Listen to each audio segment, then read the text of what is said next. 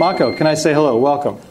And since we're on that theme, if you don't mind, when, how did you, quote unquote, become a Christian? For some people, that's even strange language. I was born a Christian and I'm baptized. What do you mean, become a Christian? Yeah, when I was reading William Blake, right? Yeah. So it started in college, and I began to look both at who I was, being an artist myself. I really wanted to know where this self-expression came out of, and I was having trouble locating it. Actually, the more I focused myself, the less I could find myself. So this became essentially the more I focused on myself, the less I could find myself. Interesting. Yeah. So this is a problem of contemporary art. Actually, is that it's so based on self-expression that.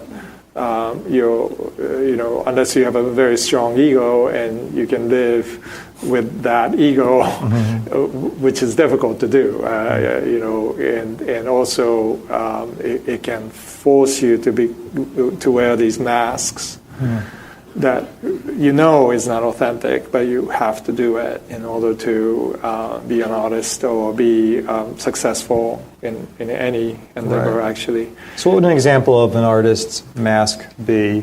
Someone who has a huge ego and is really just all about self-expression. What one of those masks look like? Well, so a great example is at the Washington National Gallery, there was this great exhibit of self-portraits of two artists, one Picasso, the other Rembrandt. Picasso's self-portraits, at the end of his life, Picasso, who was full of talent and undoubtedly one of the greatest artists of the 20th century, but was full of ego. It was that's all he was. At the end of his life, he disappears. There's nothing left.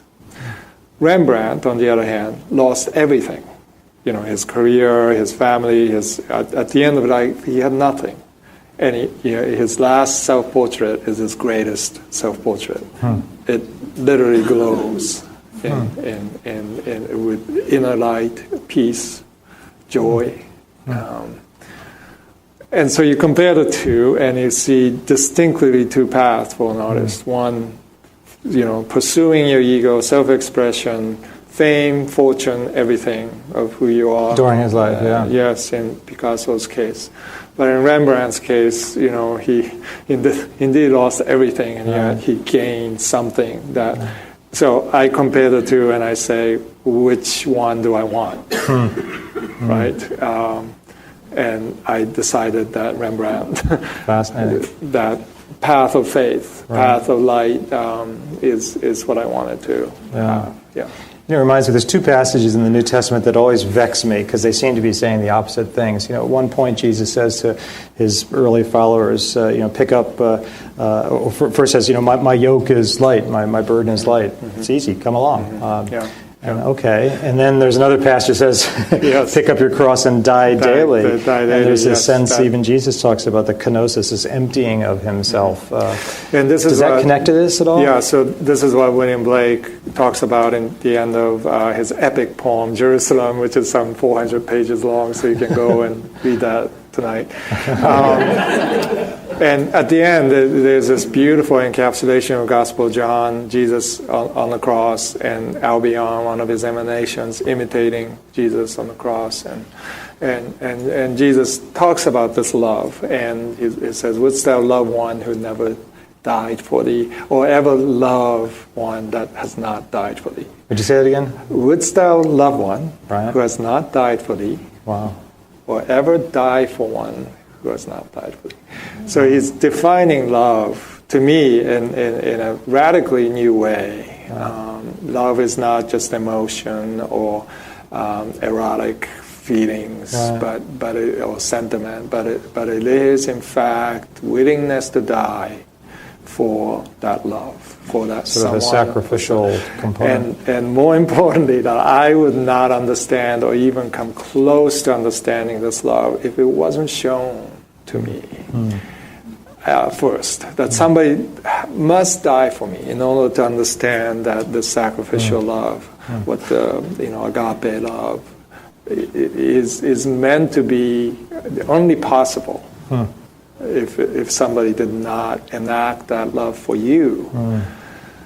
And that's when it hit me that if there was this figure of Jesus who historically have proven that over and over, that this sense of giving away yourself begins a journey of finding yourself or finding your identity, that our egos are in fact this false self that we wear masks to cover, and yet our true identity is hidden in this Christ figure. And so that allegiance, the transfer of allegiance, what I call it took place when I was reading that passage, and I realized, oh my goodness, if Jesus is who he said he was, he did die for me, to show me, to open my eyes to see truly what love is, which I couldn't carry on myself, was even see myself. That's a mind-boggling concept, isn't it? Yeah. Yeah. It is, and I didn't know that I had become a Christian at that point. It took me a year or two. I mean, you didn't get any lightning bolts or no, music, but I did have this vision of God. And I don't mean to be teasing at it. No. It wasn't this dramatic thing, but I started to see God in different ways, through an artist's eye.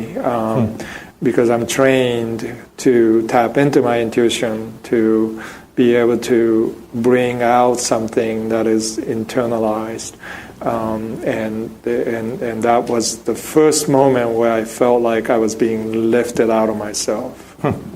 That I didn't have to find it; it found me. Wow. So I was kind That's of extraordinary. This was almost like gravity, reversed. And I'll never forget that. Wow. Well, thank you for sharing that. Yeah. And also use this phrase, transfer of allegiance. Yes. It's also you sort of slid that in. Sort of, is it about looking out for number one, myself, or saying I'm signing up for a different way of living my life, which is extraordinary. Right. Yeah. I suspect, with the exception of your reference to your artistic training, everything you just said could apply if you're in the hedge fund business. Absolutely. Could apply if you're in sales, if you're in marketing, if you're in finance, if you're in manufacturing, if you're in high tech. Yeah. I won't ask how many of you here have different masks you wear at work, but I suspect, myself included, we have lots of masks. And some are understandable and I think appropriate, but others were pretending. Yeah.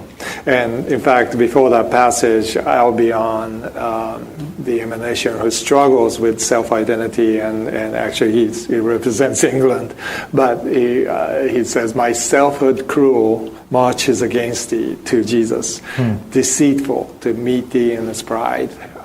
So my selfhood cruel marches against thee, which is a profound one-liner there that captures that sense of wearing that mask, and our egos, are driven to be cruel, ultimately to yourself, and not just to others, but to yourself. And it's not just marching against the world, but it's marching against the Creator.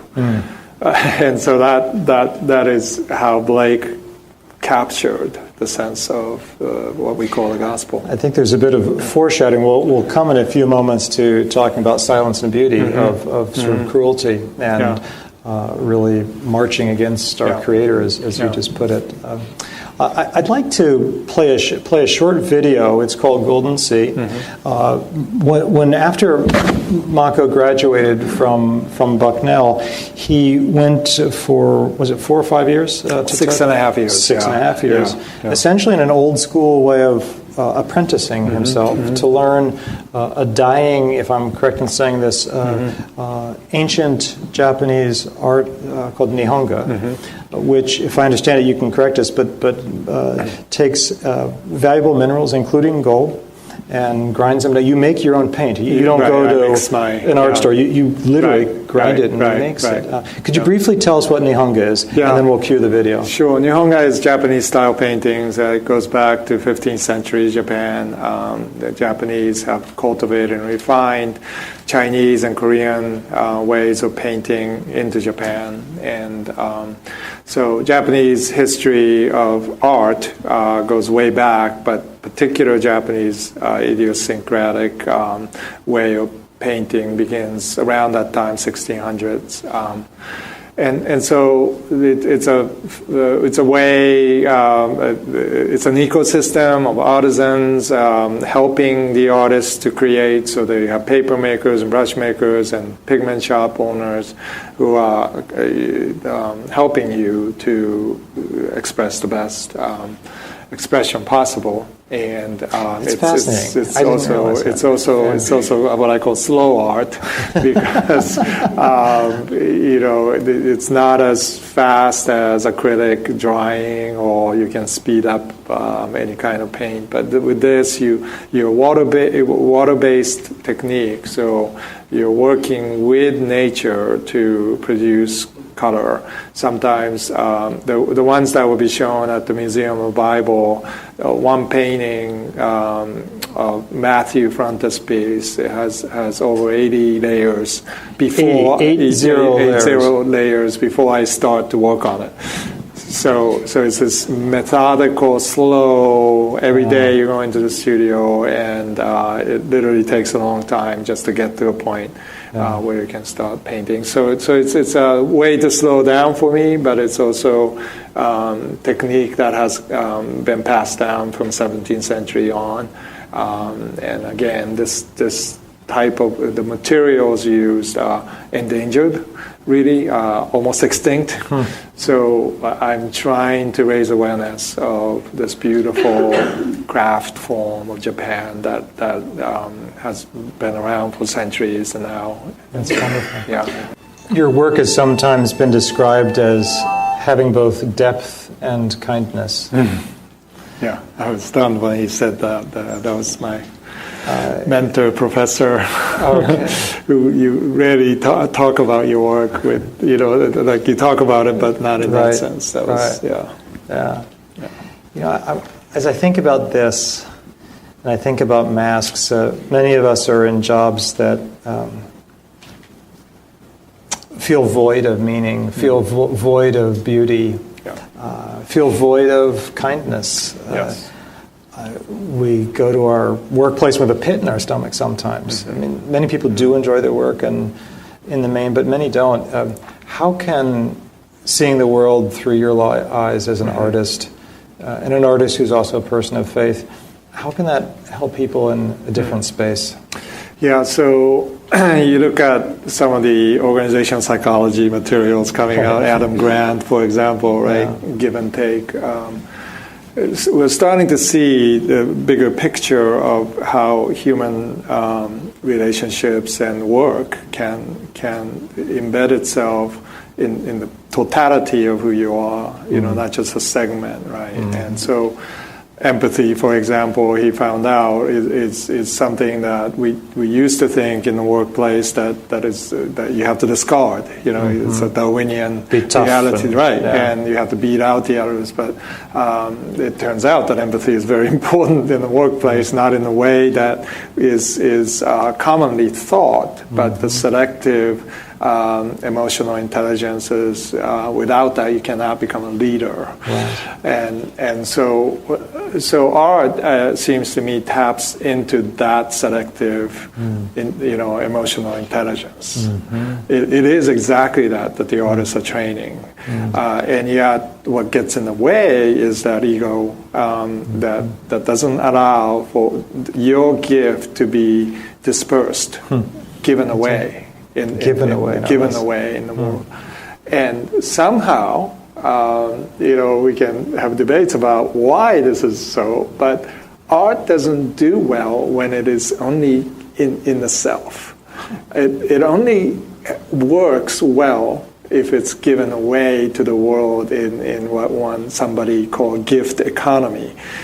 in art, there's a market economy and gift economy simultaneously at work. Unpack those a bit. Yeah, so gift economy is an idea that poet Louis Hyde has written extensively about in his wonderful book called The Gift. It is a book that I give to young artists. No pun intended, you give. Yeah, I give. Yeah, that's the gift that I give to young artists when I start to mentor them. That's the first book I give them.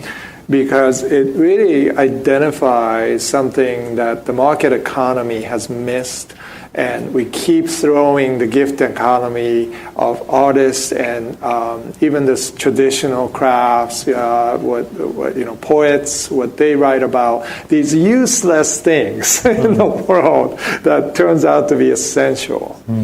And the reason why these poetry and art and theater and dance exist outside of the marketplace, but there's nothing wrong with putting them in the marketplace.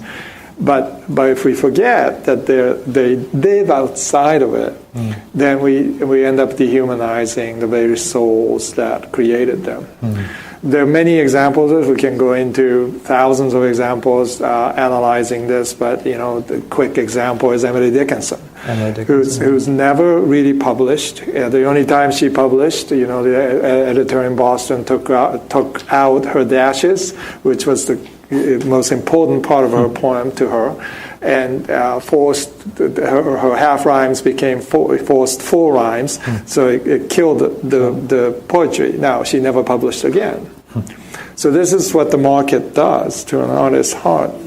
Vincent van Gogh, very similar tale on the other side of the ocean. So we have all these examples today of literally artists that we see as one of the greatest gifts of the civilization, who was never able to shift over to the market economy. But because they stayed true to the gift economy side, their art literally continues to give away inspiration. So you can stand in front of Starry Night today in MoMA, and you still get that giving away of self that Vincent was able to do. He was literally loving people through his work. So how do you, because you're unusual, sometimes people don't know your name or the world of art, and I'll mention you, and then it'll come up in conversation. And I'll say, Mako is really unusual.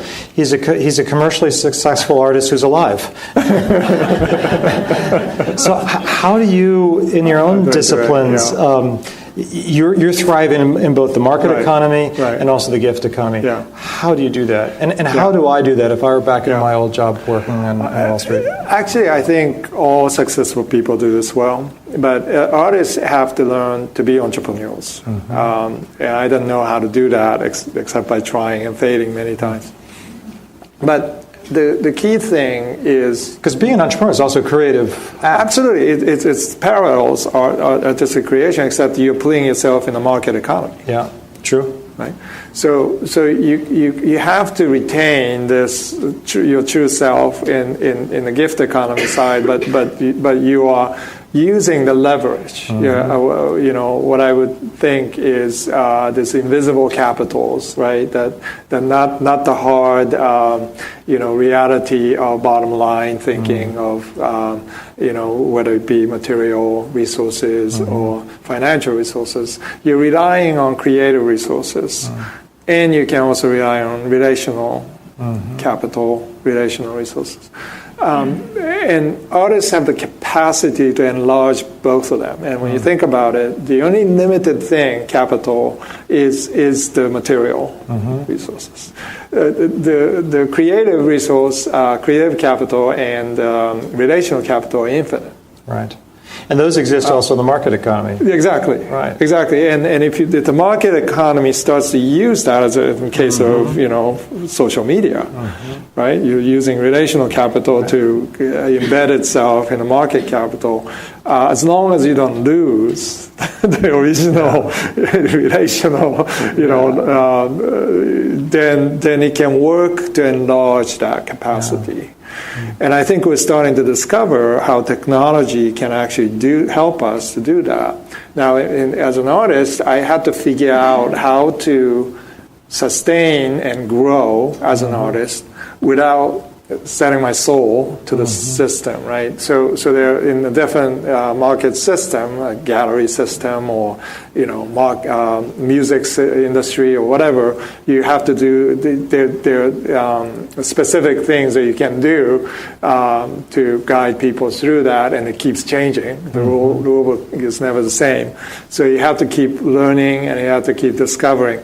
But I found that one of the greatest gifts of an artist is in when the future is murky, when there's crisis, when things are disrupted.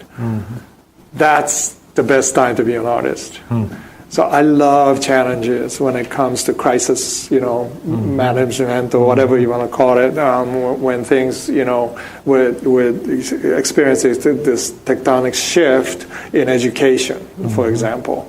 For the seminary is going through this terrific change from a seminary that is training pastors, and there were thousands of young people who wanted to be pastors.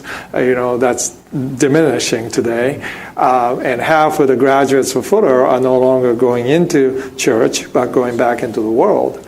So this shift has to account for how do you train people as Christians to go back into the workforce, and you should be a professor this new platform, and maybe you will be, because that is precisely how seminary education has to change. Now, it's disruptive because it causes people a lot of anxiety. The old system, old wineskins breaking apart, and there's no nice way of transitioning into the new. So it is very difficult for people who are used to the old system. But for an artist, I look at that and I see all sorts of gaps, right, developing, as a good business person will do.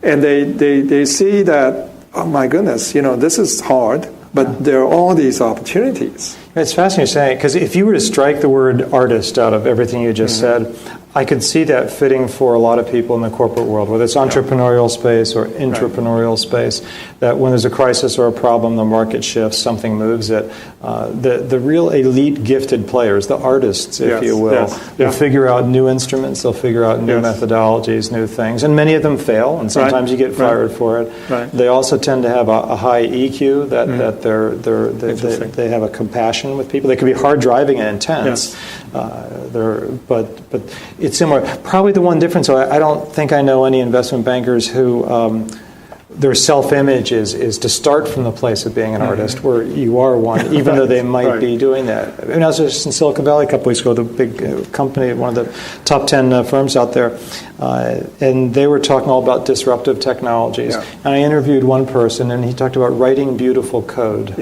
Writing beautiful code. And he said, I'm slower than everybody else, but I write the most beautiful code in the Valley. And that takes integrated intelligence to do that. You have to know algorithm to do that. And that's why education that accounts for all of the above really is important today, because you can't get out of the box unless you can see from history and literature and art. This experience of beauty actually brings us out of ourselves. Dr. Elaine Scarry, who is a Harvard graduate school, she teaches a graduate seminar on beauty, has written that beauty forces, our experience of beauty forces us to admit our own errors. The experience of beauty forces us to admit our own errors. Wow. That there is something transcendent, something larger than ourselves. So the world that we created has been too small in a box. But when you experience something beautiful that forces us to admit our own errors, takes us out of that box, and whatever the mystery, result of that, we get out of the box and we start exploring. And that's the capacity we have to develop in order to overcome many failures and many disruptions in our lives. So we talk about in GLF ethics is part of what we think about. Dan, is it possible to cue up that next slide? This is an advertisement. The context is O'Hare Airport. It's 2002, right after Arthur Anderson and Enron went down. And their tagline is, "This is the only way we see ethics." Obviously, the play is black and white. And of course, if we could go back and forth, is that true? Is it not true? And many people, and I use this as an exercise in my teaching, invariably say, well, ethics, it's the gray zone that's the problem. So, Mako, I say this to Mako once, and what was your response? Actually, we need to think in colors. Yeah, he pushed me back and said, no, wait, there's colors in this. It's not, gray limits our thinking. Yes. And he pushed me to find sort of, are there not creative, beautiful solutions as opposed to rigid boxes as in black and white? And, so it's the world of interdependence, right? So the color wheel, if you mix all the colors together, it does get dark and black and muddy first. But gray is a color, and black and white is, white is this fully saturated color, right? So you're talking about this gradation, that reductionism of modernism has forced us to see things in black and white, so we see problem solving that way. Right. It's you're right or wrong, but in reality, life doesn't work that way. Yeah. Now, you can lament that and say, well, we live in a gray zone and ambiguity and all that, but really, to me, it's an opportunity, because this is full of color. You got all these interdependent things happening, and if you know color theory, you can actually get creative because you have an opportunity to create something new out of the palette. So create something new out of the palette. I like that. So I want to talk briefly about your book, Silence and Beauty. Yeah. I'm also mindful of time and want us to have some chance for questions. Do you want to cue the video up that we have, or do you want to just talk through some of the still photos? I think we can talk about it. Dan, could you bring up the I invite you, and we'll send out the link to look at this. It's extraordinary. We position what this book is and what it does, because if you go in some ways, I think it just ties to the times we're in right now. Yeah. So if you go to silenceandbeauty.com, you will see all these videos, and we were going to show one, but you can go home and look at the one. And this came out of my book, Silence and Beauty, which was written in response to Shusaku Endo's Silence. This masterpiece of 20th century Japanese literature came out in 1965. And what was he chronicling in Silence? So before I say that, I just want to mention that this was a major motion picture by Martin Scorsese, and I was asked to be special advisor to the film. So I read the early script. I was very impressed with what Martin Scorsese did. But you could say he refers to him as Marty when we're alone. Yes, so Marty. You and Marty. Go ahead. Marty and I. But the theme of silence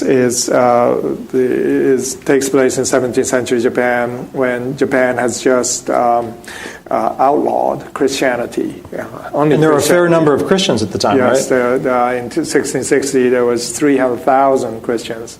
And in Kyoto, that would have been about 20-25% of the population. You can argue that Japan was a Christian nation with many warlords and even feudal powers to be that would be at least friendly to Christianity. But then immediately after that, this horrible persecution began because of several factors. And silence takes place in 1600s, where the last priest in Japan was known to have apostatized, forced to. So these young priests, played by Liam Neeson, Father Ferreira, and two young priests, Andrew Garfield and Adam Driver, Father Rodriguez and Father Garupe, lands in Nagasaki, the southern tip of Japan, and begins their journey of darkness into this landscape. So essentially, it's a hellish experience of people being tortured, forced to apostatize, convert. Yes. Yeah. And talk about something called fume. Am I pronouncing it correctly? Right. And do you have another slide? Next slide. Keep going. There you go.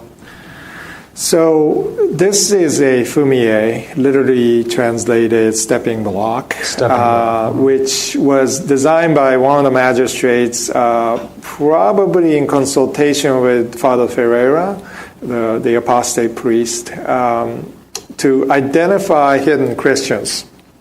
Identify hidden Christians. Yes, okay. So persecuted Christians will go into hiding. Mm-hmm. And they will be, just part of the village, and they would deny that they believe in Christ. So they would line these people up by the beach, and then suspected people will be forced to step on the fumie of image of Virgin Mary and Christ, or Christ on the cross. And so I saw these original fumies made by the first magistrate order that was given in early 1600s, done by Yusuke Hagiwara in Nagasaki. And this metalsmith created, this is one of the original pieces. And to me, my first encounter with them was in studying 17th century Japanese art. And I had just been baptized in Christian faith. I walked into a National Museum, and there was this corner room where 19 of these were lined up, and fumies, and I didn't know what they were. And I read the description, and it talked about Endo's book, Silence, and the history of Christian persecution. And it was as if God spoke to me and said, Mako, this is why I brought you into Japan.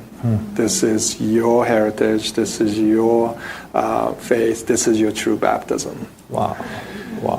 What is haunting about these, as you can see, is that all of the fumies are worn smooth. So many years, 250 years of persecution. Every New Year's Day, villagers were forced to line up in the either in a temple or in the beaches, and forced to literally step on, sometimes spit on the image, and by your reaction, you could be identified and be arrested. Wow. Yeah. So that begs a really big question you ask. Do you mind sharing that question? It's a painful one, even at the end. It was a painful journey, painful book to write, but particularly in regards to fumie. So the question that kept on recurring for our times is what fumie am I stepping on today? And what is that? And a journalist asked me, being interviewed about this book, and so what is the fumie of our time? And I said, well, go back to the last election, not this one, but year before.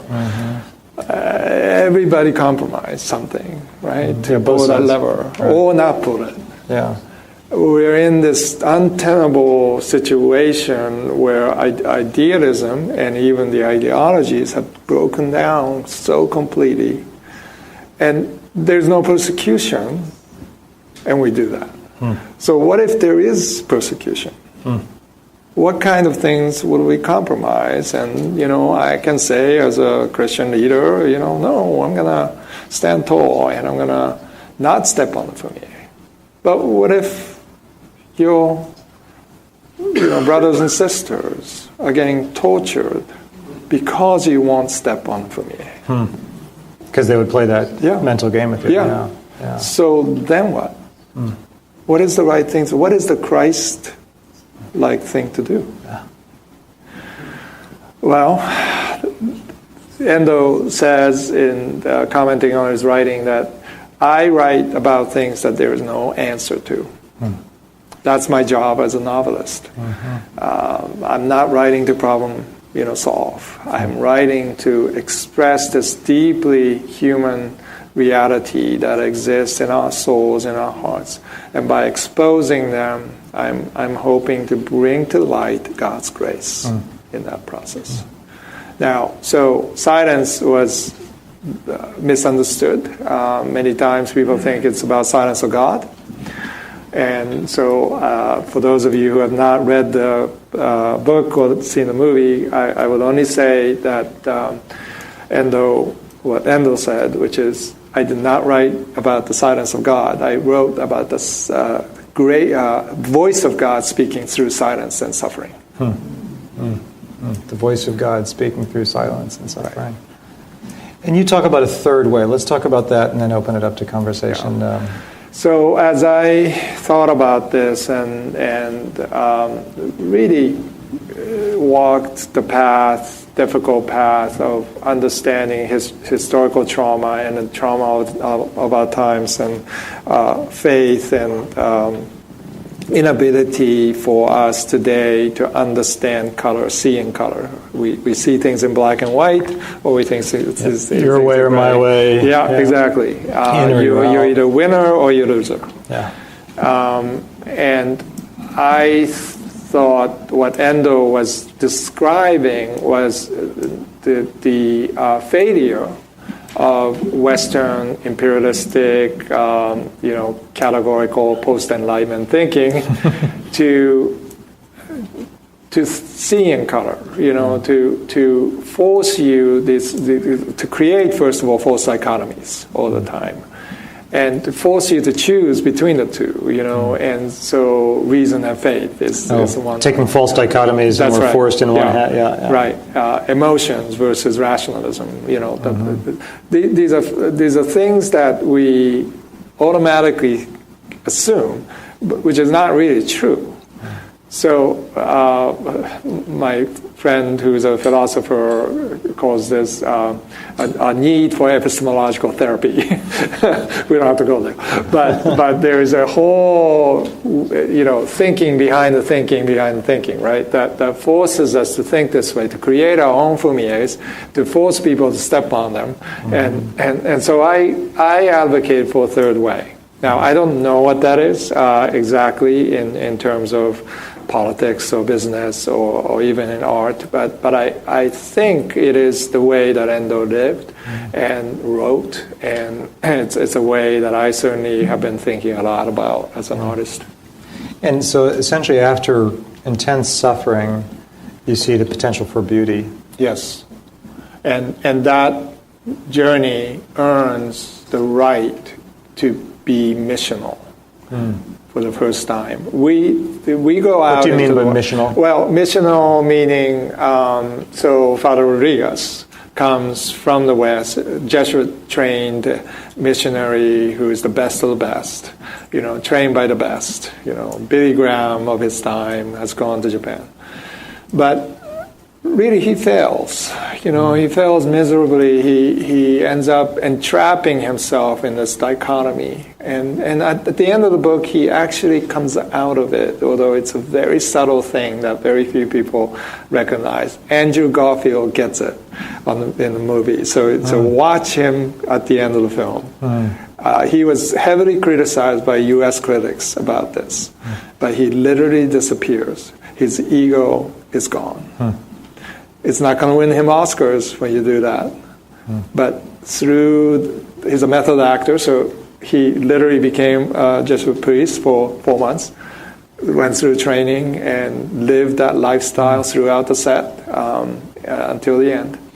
And he captures something I think is quite magical on screen that has rarely been captured. So if you see the movie, check out that last 20 minutes. That's a great insight. Yeah. Thank you. Yeah. The entire project was surrounded itself around John 11:35. It's the shortest passage in the entire Bible. Jesus wept, yes. So if you have to memorize scripture, that's the verse to select. That's the one in Sunday school. You get some quick points. That's right. But it's the most profound. I mean, explain to me why Jesus wept. He didn't have to. He went to Bethany to raise Lazarus from the grave, and he told his disciples, "I'm going to show God's power here." He told Martha, "I'm the resurrection and life." So why, in meeting with Mary, did he weep? He wasted time because Mary needed that. But I think profoundly we need that today. It's not just about fixing the problem. Jesus can't fix the problem.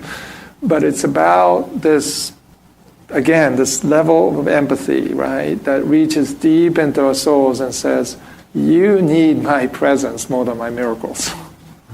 You need me. And therefore, I'm going to waste time with you in your sorrow, in your suffering. And to me, that's the most important passage in the entire Bible. So I imagine myself literally painting with Christ's tears every day. I just ask the Lord to help me do that. And so that journey was really extraordinary. It was revealing. It was challenging. It was so many things. But this is a product that came out of that journey.